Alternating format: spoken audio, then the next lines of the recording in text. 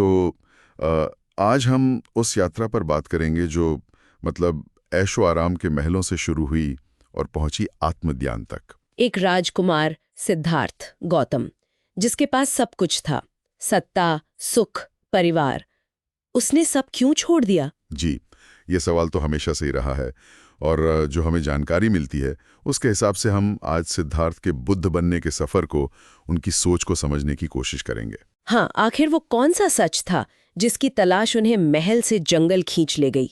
देखिए, कहानी शुरू होती है लुम्बिनी से। शाक्य राजा शुद्धोधन के यहाँ उनका जन्म हुआ और उनका बचपन पूरी तरह से दुनिया के दुखों से बचाकर बीता। अच्छा, मतलब कैसे?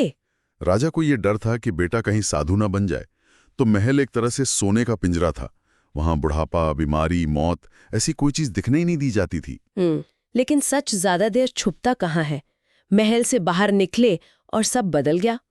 वो 4 नज़ारे जिनका जिक्र आता है बार बार। हाँ, वो 4 दृश्य असल में वो जीवन की हकीकतें थी जिनसे कोई बच नहीं सकता। उन्होंने पहली बार देखा एक बहुत बूढ़े झुके हुए आदमी को, फिर एक बीमार तड़पते हुए इंसान को, और उसके बाद एक लाश को ले जाते हुए देखा, और आखिर में एक शांत, बिल्कुल स्थिर से सन्यासी को। इन चारों ने उन्हें मतलब अंदर तक हिला दिया। जाहिर है, ये देखकर तो किसी को भी बेचैनी लगा होगा कि ये जो सुख है, जवानी है, सेहत है, ये सब तो टिकने वाला नहीं है। असली सच तो दुख, बुढ़ापा, मौत ही है। बिल्कुल। और तभी उनके मन में ये सवाल उठा, क्या इस तकलीफ से, इस चक्कर से निकलने का कोई रास्ता है? और इसी सवाल ने उन्हें घर छोड़ने पर मजबूर किया। जी, इसी सवाल का जवाब ढूंढने के लिए सिर्फ 29 साल की उम्र में उन्होंने वो किया जिसे महाभिनिष्क्रमण कहते हैं, मतलब महान त्याग। एक रात चुपचाप अपनी पत्नी यशोधरा, बेटे राहुल, राजपाट सब छोड़कर वो निकल पड़े। अगले 6 साल तो बहुत कठिन रहे होंगे। तपस्या, अलग अलग गुरुओं से सीखना। हाँ, बहुत कठोर साधना की उन्होंने, शरीर को बहुत कष्ट दिया। कहते हैं कभी कभी तो बस चावल के कुछ दानों पर ही दिन गुजारते थे। लेकिन इसी कठिन तप से उन्हें एक बात समझ आई। क्या?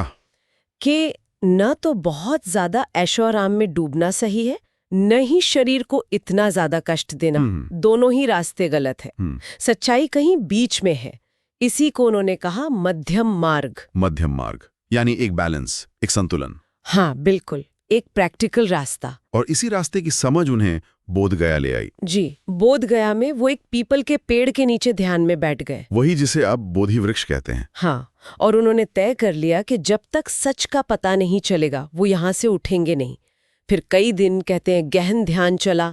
मन के अंदर के जो लालच, डर, इच्छाएं हैं, उन पर जीत हासिल की। और फिर वैशाख पूर्णिमा की रात को उन्हें ज्ञान प्राप्त हुआ, संबोधि। सिद्धार्थ गौतम अब बुद्ध बन गए थे। बुद्ध यानी जागा हुआ इंसान, जिसे सच पता चल गया। बिल्कुल। तो बुद्ध बनने के बाद सबसे पहला काम क्या किया उन्होंने? वो सारनाथ गए। वहां उन्होंने अपना पहला उपदेश दिया, अपना पहला सरमन। अच्छा, किसे दिया? उन 5 पुराने साथियों को जो तपस्या में पहले उनके साथ थे, पर मध्यम मार्ग की बात सुनकर उन्हें छोड़ गए थे। इसी पहले उपदेश को धर्म चक्र प्रवर्तन कहते हैं, मतलब धर्म के पहिए को चलाना। और इसमें क्या बताया उन्होंने? यही वो 4 आर्य सत्यों की बात आई है ना? सही कहा, बिल्कुल। ये 4 आर्य सत्य ही उनकी पूरी टीचिंग का आधार है। पहला, दुख है, जीवन में तकलीफ है, ये सच है। दूसरा, इस दुख का कारण है, और वो कारण है तृष्णा, मतलब बहुत गहरी इच्छा, चाहत। ठीक है। तीसरा, इस दुख को खत्म किया जा सकता है, इसका अंत मुमकिन है, जिसे निर्वाण कहा। और चौथा, दुख खत्म करने का एक रास्ता है, एक मार्ग है। और वही रास्ता है अष्टांगिक मार्ग, 8 अंगों वाला रास्ता। जी हाँ, अष्टांगिक मार्ग। ये दुख से निकलने का एक प्रैक्टिकल गाइड है, समझ लीजिए। इसमें 8 चीजें हैं: सही समझ या सम्यक दृष्टि, सही इरादा या सम्यक संकल्प, सही बोली या सम्यक वाक, सही काम या सम्यक कर्म, सही रोजगार या सम्यक आजीविका, सही कोशिश या सम्यक प्रयास, सही सजगता या माइंडफुलनेस, सम्यक स्मृति, और सही ध्यान या सम्यक समाधि। ये दिलचस्प है कि इसमें किसी भगवान की पूजा या कोई रस्म वगैरह नहीं है। ये तो पूरा अपने अंदर बदलाव लाने का रास्ता है। बिल्कुल। ये सेल्फ इम्प्रूवमेंट का, सेल्फ अवेयरनेस का रास्ता है, मन को साधने का रास्ता है। और शायद इसीलिए 2500 साल बाद भी उनकी बातें आज भी इतनी रेलेवेंट लगती हैं। हाँ, आज की जो भागदौड़ है, तनाव है, चीज़ों के पीछे जो दौड़ है, उसमें बुद्ध का ये मध्यम मार्ग, ये सजगता, ये करुणा का संदेश एक ठहराव देता है। वो यही तो कहते हैं कि असली शांति बाहर नहीं, अपने अंदर है।